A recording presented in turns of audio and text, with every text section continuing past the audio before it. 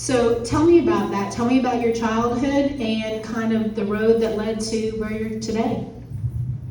Well, let's say I'm nervous is an understatement, but it's okay, we'll make it.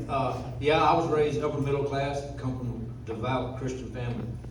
I guess as I got older, how rebellion strikes in some kids, I guess when I was a teenager, I took my own path, and those paths lead to a lot of decisions that weren't conducive to a normal life. And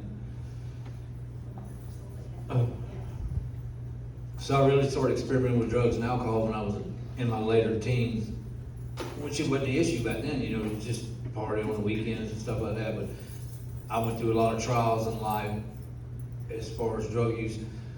Experiment with the wrong drugs, and then you become addicted to it. Nobody signs up to become an addict at anything. It's just you fall prey to it. So it cost me a lot of time in and out of the penitentiary as a result of my actions and my decisions. It just got out of hand. I lost my mother, my grandmother, my father, my mother, and when my brother passed away. I had this big giant void in my life. It was love. We had unity. I know all y'all seen the Waltons in here. That's my family, So when I was in the world by myself, I was lost. Nobody was close to me. It was all gone. So I turned to alcohol hard. And as a result, I know all y'all know where the zoo is. I lived on the Saluda River there for 18 consecutive months in a row in a tent and a hammock, addicted to alcohol. Through hot, cold, everything, I stayed there. So my addiction then was crack, alcohol and crack. I wouldn't do crack unless I was drinking. So I really wasn't a crack addict, but you let me get a drink in me, and then that's the first thing I think of. So June 5th, 2018, I happened to be in a Walmart that was on Bushel Road then, stealing steaks.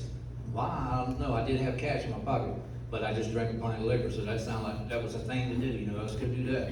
Well, anyhow, long story short, I went to sell them to somebody over at the Murphy gas station. That person I went to sell them to happened to be an off-duty sled agent. Well, I didn't know it at the time, so he took my steaks.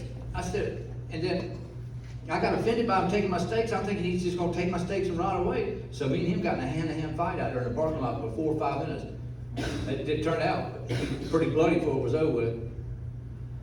Well, that was the last day of my life that I ever took a drink. I had been going to church at Westminster Presbyterian on Broad River Road. What was leading me there? It had to be the Lord. It really wasn't my decision. I don't know what kept me going back there every Sunday. Whether it was 20 degrees or 120, I'd walk there from the river. Let me stop you for a second. So you're living on the river and you're going to church. Yeah, I'm lost. And you're drunk. You're showing up to church. Yeah, I would go to church a lot of times, almost in a blackout. I could always maintain well.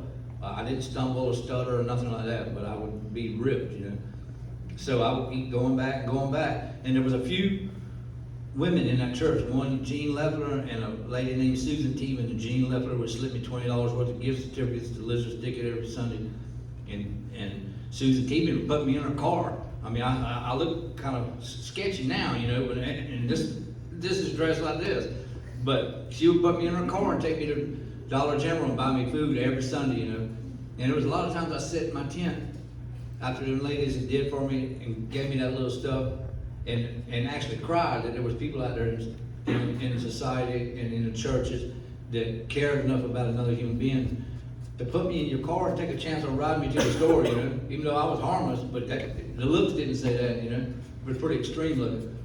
But those acts of kindness had a big bearing on my heart, and my church never shunned me or looked down their nose at me. All I had was a pair of swim trunks and a t-shirt, but nobody ever looked at me funny,